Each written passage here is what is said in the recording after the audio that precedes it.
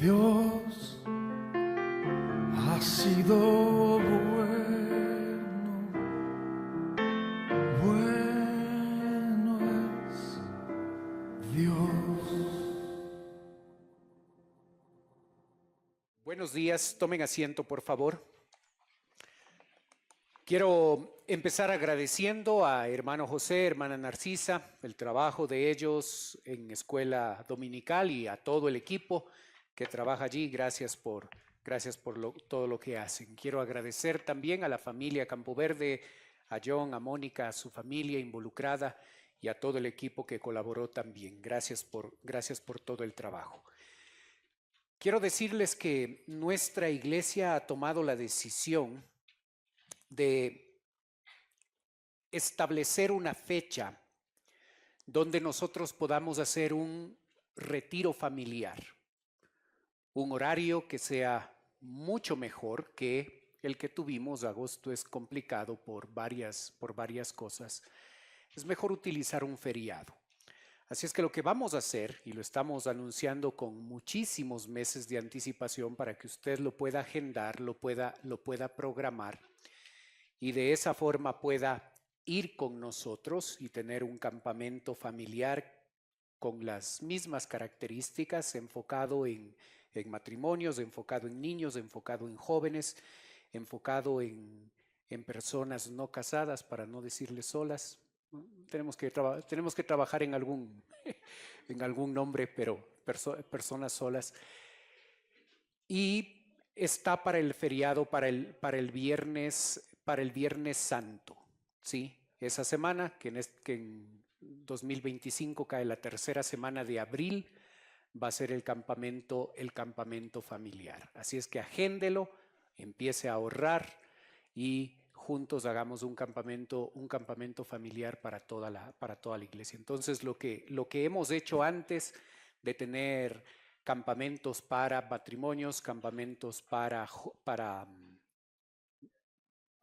caballeros, campamentos para damas, lo que queremos hacer es una sola cosa. Funcionó muy bien esto, así es que un campamento familiar para todos.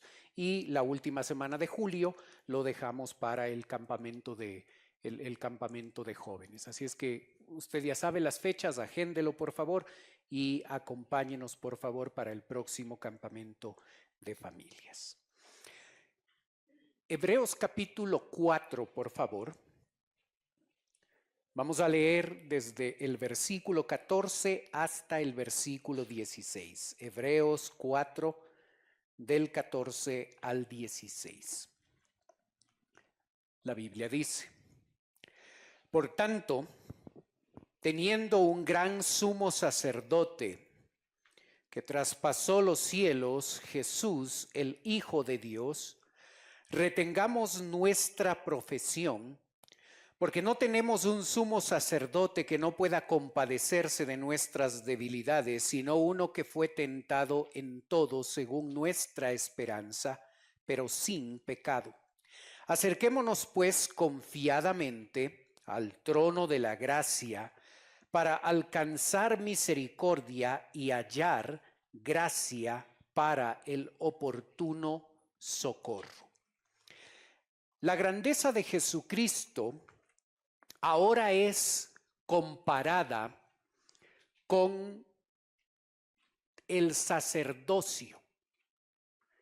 Nosotros debemos recordar que de la tribu de Leví, Dios determinó que de ella salieran los sacerdotes. Los sacerdotes allí tenían el objetivo de ser los representantes ante Dios. Estaban encargados del tabernáculo o del templo, estaban encargados de las ofrendas, de los sacrificios, de los cánticos, de todo lo que sucedía allí. Esta tribu, la tribu de Leví, estaba encargada de eso. Dios les dio el privilegio de poder ser ellos los que lo hacían. Aarón viene de la tribu de Leví. Y con él, Aarón, hermano de Moisés, hermano de María, él llega a empezar la línea de los sacerdotes, ¿sí? De manera oficial. Antes de eso sí hubo algo del ejercicio sacerdotal, pero aquí está por parte de Dios formalizado el tema, y desde Aarón en adelante va a surgir a través de cientos de años. Cuando leemos el Antiguo Testamento vamos a observar el trabajo sacerdotal, sacerdotes haciendo su trabajo a lo largo del Antiguo Testamento y a lo largo de la primera parte del Nuevo Testamento hasta el año 70. Y de ese grupo de sacerdotes salían los sumos sacerdotes. El sumo sacerdote era aquel que tenía el privilegio de entrar una vez al año por poquitos minutos, por poquito tiempo, a la presencia de Dios, y llevaba el sacrificio por su pecado y el sacrificio por el pueblo, y le entregaba a Dios. Así es que era un privilegio sin igual, porque solo una persona y solo una vez al año y por pocos minutos el sumo sacerdote entraba a la presencia de Dios, le daba lo sacrificado para perdón de él y para perdón de otros. Entonces, con los sacerdotes, Aarón a la cabeza y toda la línea sacerdotal, ahora se lo compara a Jesucristo para mostrar cuáles son las diferencias y por qué el autor de Hebreos va a llegar a decir que Jesucristo, nuestro sumo sacerdote, es más grande que todos los sacerdotes, que todos los sumos sacerdotes. Llega a ser un tema tan importante que aquí en capítulo 4, verso 14, empieza este tema y se va a llegar a extender hasta el capítulo 10, verso 18. Así es que usted puede darse cuenta que una proporción bastante extensa del libro de Hebreos está destinado a describir la clase de sumo sacerdote que nosotros tenemos en Jesucristo. Empecemos el estudio de esta doctrina. El resto de la Biblia habla de esto muy superficialmente, muy aisladamente. ¿Dónde nosotros podemos tener el tratamiento exhaustivo y profundo de la doctrina de que Jesucristo es el sumo sacerdote? Aquí, de capítulo 4, verso 14, hasta capítulo 10, verso 18. Tres principios que observamos en estos versículos que hemos leído. El primero de ellos, verso 14 nuevamente. Por tanto, teniendo un gran sumo sacerdote que traspasó los cielos, Jesús, el Hijo de Dios, retengamos nuestra profesión. Y la palabra por tanto nos ayuda a conectar todo lo que aprendimos la semana pasada. Está conectado con eso. Nos muestra que nuestro sumo sacerdote tiene dos cualidades que le hacen especial. ¿Por qué nosotros debemos retener nuestra profesión de fe?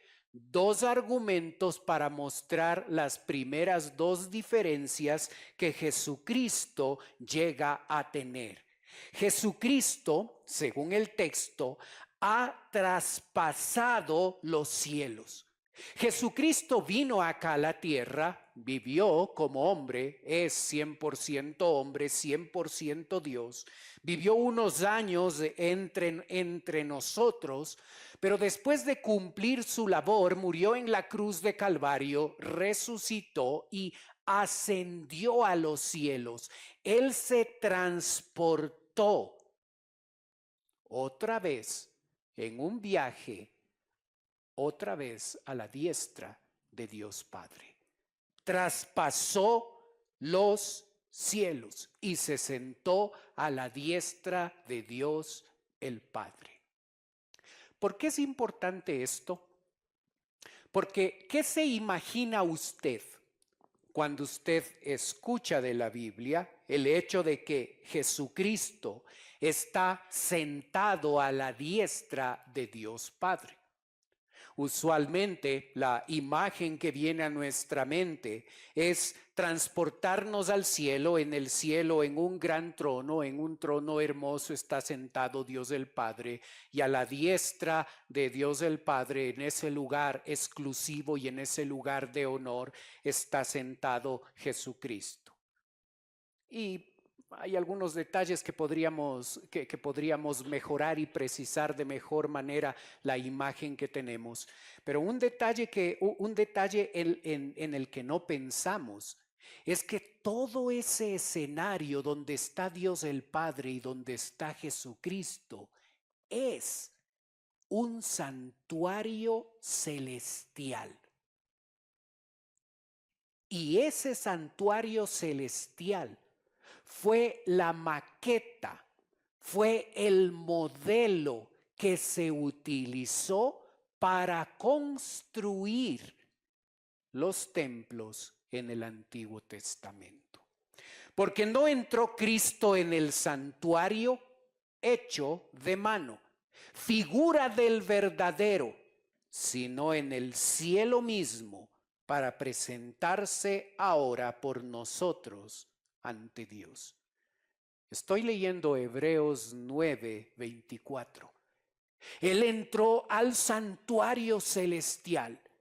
Él está allí. Él está trabajando como sumo sacerdote, como nuestro representante ante Dios, mientras los sacerdotes y los sumos sacerdotes realizaban el ejercicio de su trabajo aquí en la tierra, en templos o tabernáculos que eran modelos del santuario verdadero, el que está allí en la misma presencia del Señor. Mientras ellos realizaban su labor aquí en la tierra, encargados de los sacrificios, de las oraciones, de las ofrendas, de todo lo que tenía que ver con el santuario, Jesucristo se distingue porque Él está haciendo su trabajo de sumo sacerdote en la misma presencia de Dios, en el santuario celestial, figura de ese santuario que se tomó para construir los otros. Por eso la referencia a ser transportado al cielo, porque Él está allí en el santuario celestial trabajando como sumo sacerdote, representándonos a nosotros al frente de Dios el Padre. Nuestro sumo sacerdote Jesucristo es más grande que los otros sacerdotes porque Él es hijo de Dios. El versículo 14 dice: Jesús, el Hijo de Dios. Jesús, el Hijo de Dios. Jesús se refiere a la humanidad de Jesús y la frase el Hijo de Dios hace referencia a su deidad. En Jesucristo está presente Dios verdadero. Él es Dios verdadero y Él es 100% hombre. A diferencia de los otros sacerdotes y los otros sumos sacerdotes que al pasar el tiempo se morían y tocaba seleccionar a otro sumo sacerdote, nuestro sumo sacerdote, nuestro Dios eterno, es Dios y al ser Dios no muere. No necesita reemplazo. No necesita a alguien que venga a ocupar su función porque es eterno y por eso es diferente su labor de sumo sacerdote, porque no vamos a necesitar otro. Tenemos a nuestro eterno sumo sacerdote. Pero ese sumo sacerdote, que es eterno, que es Dios, también es Jesús. También es el 100% hombre. Y siendo 100% hombre, cuando Él vivió acá, Él pudo experimentar nuestras limitaciones, nuestras tentaciones, la forma en la que nosotros como seres humanos vivimos. Y Él puede entender claramente nuestras luchas, nuestras debilidades, nuestras tentaciones, porque Él se hizo hombre.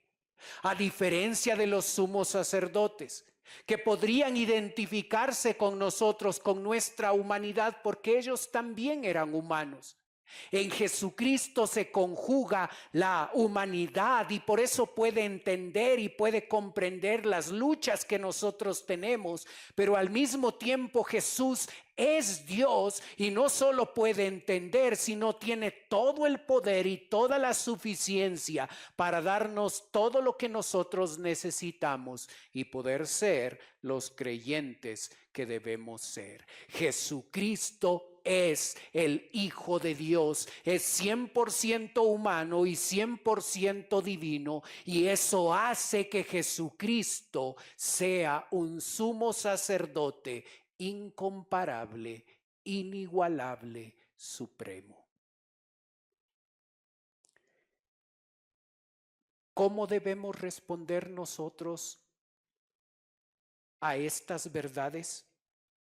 El verso 14 nos dice: retengamos nuestra profesión. Recuerde que los oyentes a los que escribe el autor del libro de Hebreos es una comunidad que principalmente está compuesta por cristianos que son judíos. Así es que para los judíos, hablarles del sacerdocio y hablarles de todos estos detalles no era nuevo.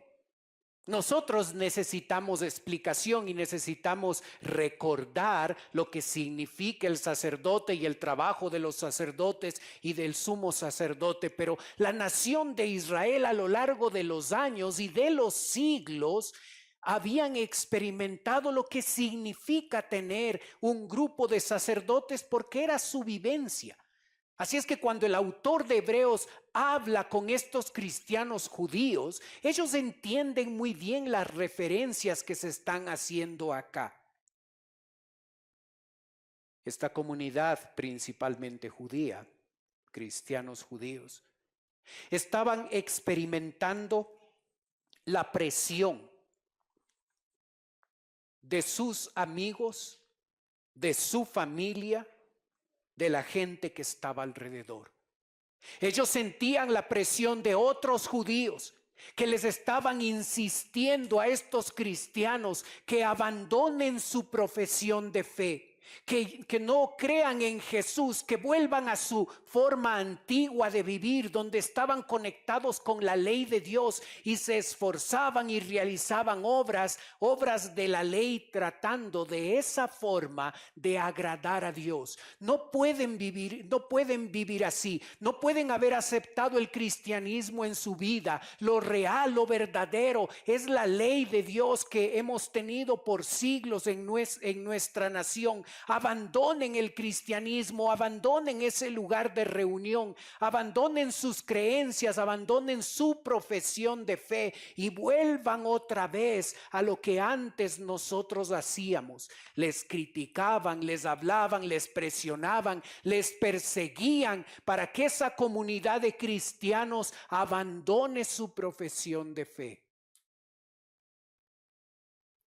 ¿Y cuál es la estrategia que se usa para que ellos no hagan eso?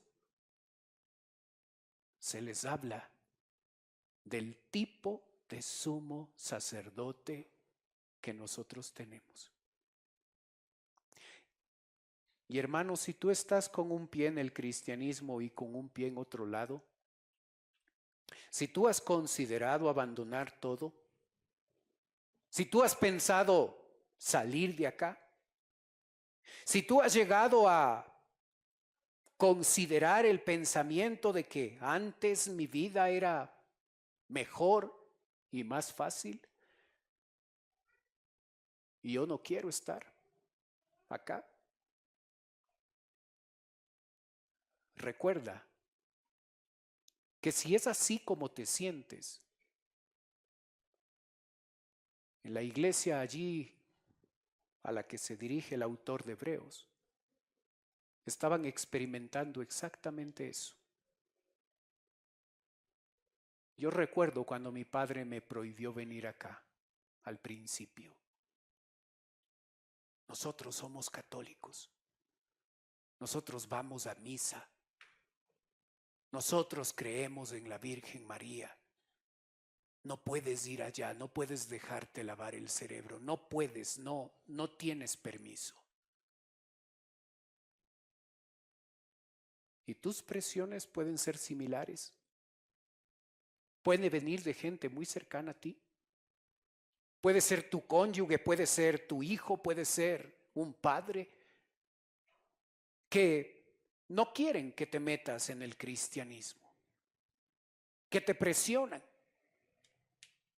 Y la misma estrategia que sirvió en el primer siglo es la que sirve hoy.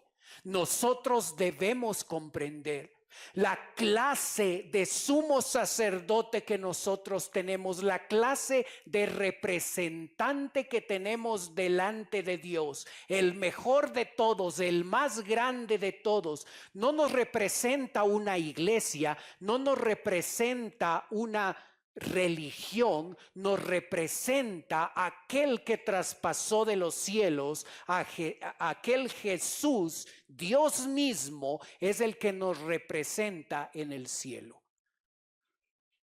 No podemos abandonar el cristianismo, no podemos ni siquiera considerarlo. No podemos dejar de querer ser cristianos pensando que en el mundo vamos a tener algo mejor.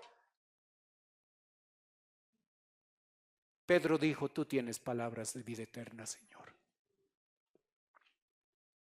¿A dónde? ¿A dónde iremos? Lo que tenemos en nuestra relación con Dios es incomparable.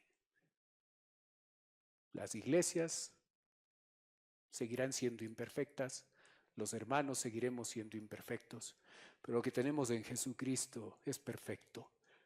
Lo que tenemos en Él, el sumo sacerdote, nuestro representante, es perfecto. No podemos negar nuestra relación con Dios, no podemos negar el hecho de que Él nos salvó, no podemos abandonar el cristianismo, no podemos alejarnos de Él, porque nada con lo que le sustituyamos ni siquiera se va a acercar a lo que Él nos ha dado. El autor continúa argumentando y va a dar dos razones más en el versículo 15 de por qué nosotros debemos retener nuestra fe. El texto dice, porque no tenemos un sumo sacerdote que no pueda compadecerse de nuestras debilidades, sino uno que fue tentado en todo según nuestra semejanza, pero sin pecado. ¿Observas la doble negación que hay allí? Porque no tenemos un sumo sacerdote que no pueda compadecerse de nuestras debilidades. Una de las razones de por qué Jesucristo se hace hombre es porque al hacerse hombre, Él puede llegar a experimentar las cosas que nosotros experimentamos. Así que nuestras debilidades, lo que nos caracteriza como seres humanos, nuestras debilidades, nuestras incapacidades, nuestras limitaciones, Él puede identificarse con todo eso, porque Él lo experimentó. Él no lo sabe desde la teoría, Él lo sabe desde la vivencia. Él se hizo hombre y Él experimentó lo que significa estar cansado, lo que significa estar sediento, lo que significa padecer injustamente, lo que significa es estar hambriento, lo que significa sentir el dolor porque un amigo ha muerto, lo que significa ser traicionado por un amigo cercano, lo que significa ser desamparado por los discípulos, lo que implica la agonía de la muerte. Él lo experimentó. Él nos entiende como nadie. Entiende también nuestras debilidades morales, intelectuales, físicas.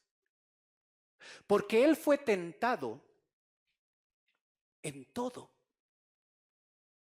Su humanidad le permitió experimentar esto.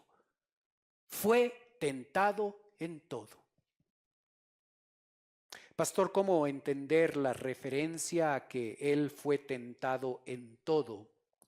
Cuando nosotros en la actualidad tenemos tentaciones modernas que antes no existían.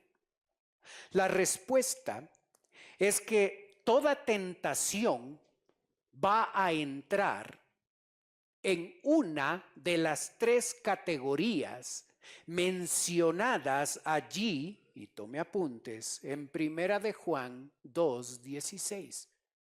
Juan dijo que todos los pecados, que todas las tentaciones expresan deseos de la carne, deseos de los ojos y vanagloria de la vida. Así es que no importa cuál tentación nosotros estemos enfrentando, todas ellas van a entrar en esa clasificación: deseos de la carne, deseos de los ojos o vanagloria de la vida. Jesucristo fue tentado en todo. Jesucristo fue tentado según nuestra semejanza, según nuestra humanidad. La tentación de Jesucristo fue real. Lo que Él llegó a experimentar fue real, tal y como nosotros experimentamos en nuestras tentaciones. Él llegó a experimentarlo. La diferencia es que Él no pecó, porque es Dios, obviamente. ¿Observas? Así es que tenemos un sumo sacerdote que se puede compadecer de nosotros, que puede compartir, que puede entender, que puede comprender esas luchas y esas debilidades y esas cosas difíciles que tú y yo enfrentamos en el día a día, porque Él se hizo hombre para sentir y para experimentar lo que tú y yo experimentamos. Y es por eso que es el gran sumo sacerdote. Los otros sumos sacerdotes a lo largo de los siglos probablemente sí nos podrían entender la parte humana de nuestras luchas, de nuestras debilidades. Pero la gran diferencia es que Jesucristo no solo puede entender nuestras debilidades, luchas y pecados, porque Él llegó a experimentar todo eso y la tentación, sino que al ser Dios puede usar su gracia y su poder para ayudarnos en medio de las debilidades. Y eso no lo podían hacer los otros sacerdotes. Podían identificarse con nuestra humanidad, pero no tenían la capacidad para ayudarnos ni para transformarnos. Y por eso Jesucristo es nuestro sumo sacerdote, el más grande. ¿Por qué no debemos dejar nuestra profesión de fe? ¿Por qué no debemos abandonar el cristianismo? ¿Por qué no debemos alejarnos de Dios? Porque tenemos un sumo sacerdote que se compadece de nosotros. Y si nosotros hemos llegado a enfrentar ciertas cosas en nuestra vida, Jesús lo entiende porque Él lo experimentó. Si llegas a experimentar el rigor de la tentación, Jesús lo entiende porque Él lo experimentó. Así es que podemos acudir a Él. Y si nosotros comprendemos lo grandioso y lo bendecidos que nosotros somos al tener al mejor representante que podemos tener, a Jesucristo, el Hijo de Dios, si nosotros entendemos el privilegio, la respuesta normal de un creyente debería ser, versículo 16, acerquémonos, pues confiadamente al trono de la gracia para alcanzar misericordia y hallar gracia para el oportuno socorro. Acerquémonos. Esa debería ser la reacción normal. Si entiendo qué clase de sumo sacerdote tengo, la respuesta normal debería ser acercarme a Él.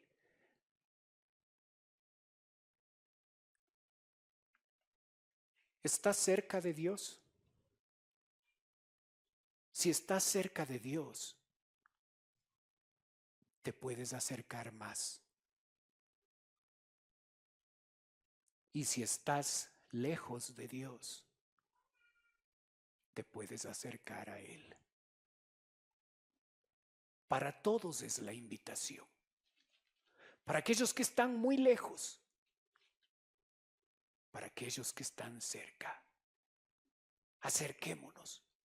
Se nos muestra la manera en la que debemos acercarnos. Debemos acercarnos confiadamente. ¿Te has dado cuenta que cuando tenemos algún problema, alguna dificultad, y pensamos que lo normal debería ser que nos acerquemos a nuestros padres para buscar ayuda, a alguien para buscar ayuda? Y a veces pensamos que deberíamos hacerlo, pero recordamos el tipo de padre que tenemos y no nos da ganas de acercarnos, porque vamos a recibir juicio por parte de Él. ¿Te diste cuenta que no es un trono de juicio? Es un trono de gracia.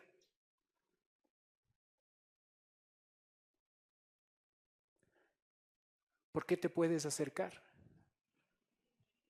Porque es un trono de gracia. No te van a juzgar. No es que Dios va a pasar por alto nuestro pecado. Entiende bien. Pero es un trono de gracia, donde se nos va a dar de su gracia.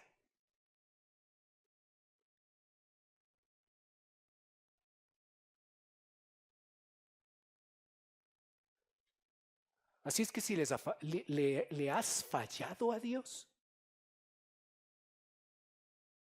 acércate al trono de gracia. Si estás luchando con algo que no puedes, acércate al trono de gracia. Si te han dicho que eres un caso perdido, acércate al trono de gracia. Si crees que eres un caso perdido,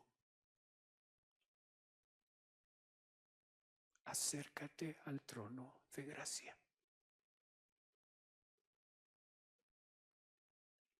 Porque en el trono de gracia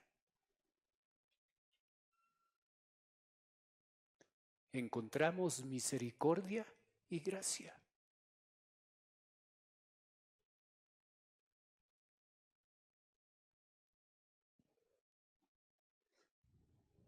¿Te das cuenta qué tan fácil nos acercamos a este aparato? Y si lo tienes en tu bolsillo y lo tienes en silencio y está solo en modo vibración, Ya vibró 2 o 3 veces, ya tengo 2 o 3 mensajes y ahorita no puedo porque mi papá está al lado y ahorita no puedo porque está justo la prédica y quizás en la ofrenda ahí me hago el loco y saco y reviso y...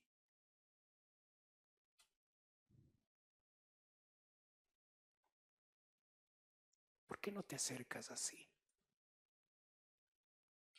al trono de gracia? En el trono de gracia recibimos misericordia y gracia.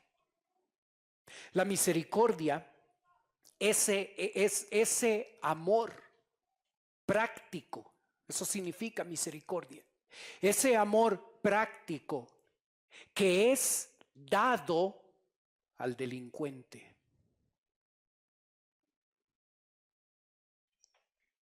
Dios nos ama a pesar de lo que somos y nos rescató y nos salvó de allí. Su misericordia, su amor práctico está allí para nosotros cuando nosotros nos damos cuenta del privilegio de tener un sumo sacerdote que está allá en ese santuario celestial y que podemos acceder a él no una vez al año y no por pocos minutos. No es un lugar exclusivo, no es un lugar donde solo el sumo sacerdote puede entrar. Dios abrió los cielos, la cortina del templo se rasgó en dos para llegar a mostrar que ahora el acceso a la presencia de Dios iba a ser permanente, iba a ser para todo hijo de Dios, hombres y mujeres. No necesitamos ser de la tribu de Leví. Todos los hombres y mujeres podemos acercarnos a Dios a través de la oración. Podemos acercarnos a Él para obtener de Él misericordia, amor del bueno, amor perfecto y gracia. El poder que necesitamos para enfrentar nuestras limitaciones, para enfrentar nuestras incapacidades, para enfrentar nuestras tentaciones. Es el paquete completo: misericordia y gracia. Deja de ver a la oración como algo rutinario, aburrido. Deja de ver a la oración como una herramienta para compartir una lista de requerimientos que necesito.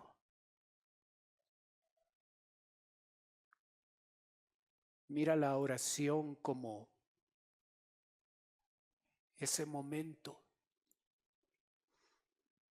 donde te acercas a tu sumo sacerdote y obtienes de él todo lo que necesitas para ser el creyente que debes ser.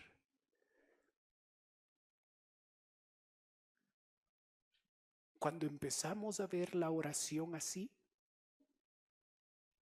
nuestro tiempo de oración va a cambiar. Porque es acercarme al más grande, acercarme al que me representa delante de Dios. Acercarme en todo momento, acercarme en ese instante donde le he fallado, donde he hecho cosas que no le agradan a Él. Y saber que no me va a juzgar porque su trono es el trono de la gracia y Él va a entenderme porque Él lo vivió y me va a dar la misericordia y la gracia que necesito para transformarme y para ser el hijo que debo ser. Cuando empezamos a ver la oración, nuestro tiempo de oración así, es muy diferente. Ya no es el tiempo aburrido, ya no es el tiempo donde está la lista de cosas que requiero. Es el momento de mi transformación, es el momento de mi contacto especial con mi Señor, con mi Salvador, con mi sumo sacerdote, quien está listo para darme la misericordia y la gracia que necesito para vivir como a Él le agrada. No hay comparación con la clase de sumo sacerdote que tenemos. Observa el beneficio, observa el privilegio, entiende lo tremendo, la tremenda bendición que hemos recibido al ser Él nuestro representante. Oremos.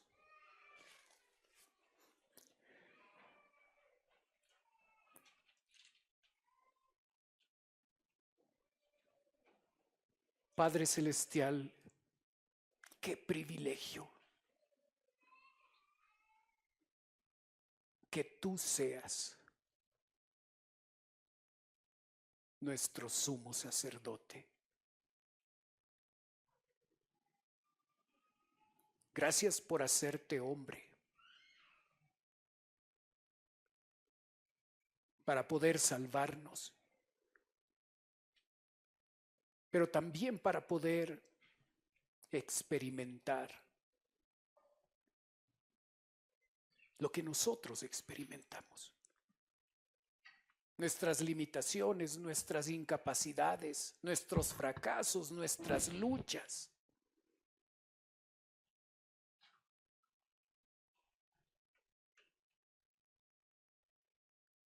Ayúdanos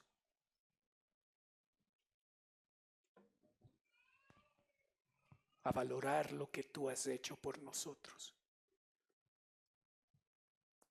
Gracias por el trono de la gracia.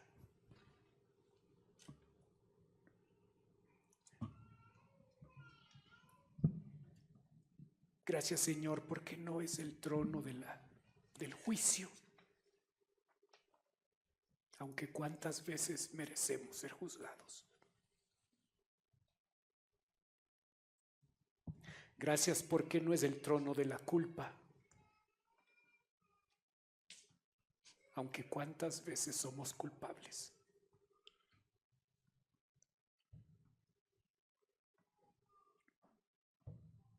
Gracias porque es el trono de la gracia, donde expresas tu amor por nosotros, donde nos quieres dar tu gracia para ayudarnos a ser los creyentes que debemos ser. Ayúdanos a acercarnos con frecuencia. Ayúdanos a acercarnos diariamente. Ayúdanos a acercarnos varias veces al día.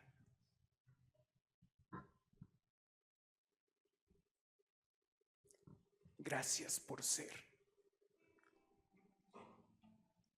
nuestro gran sumo sacerdote.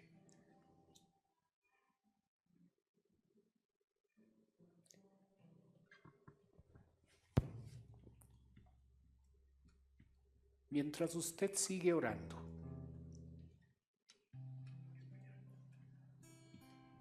puede ser que esta mañana nos está visitando alguien por primera vez. Si ese es su caso y usted quiere permitirme orar por usted, mientras los demás tienen sus ojos cerrados, usted puede levantar su mano.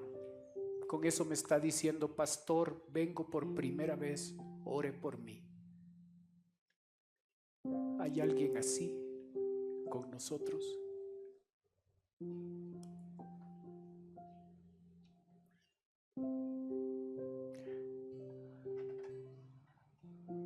Padre Celestial, gracias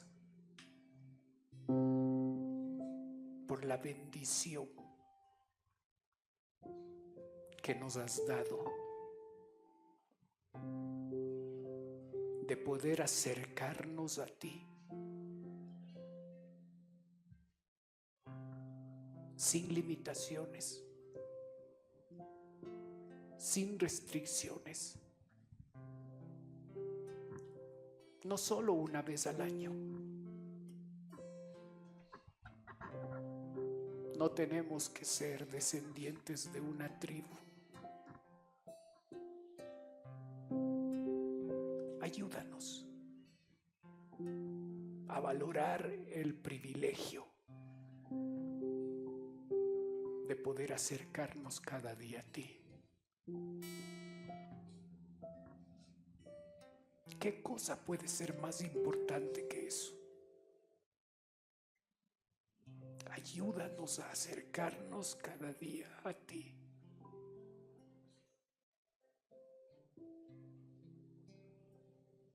Pedimos tu bendición, Señor. Oramos en el nombre de Cristo Jesús. Amén. Dios ha sido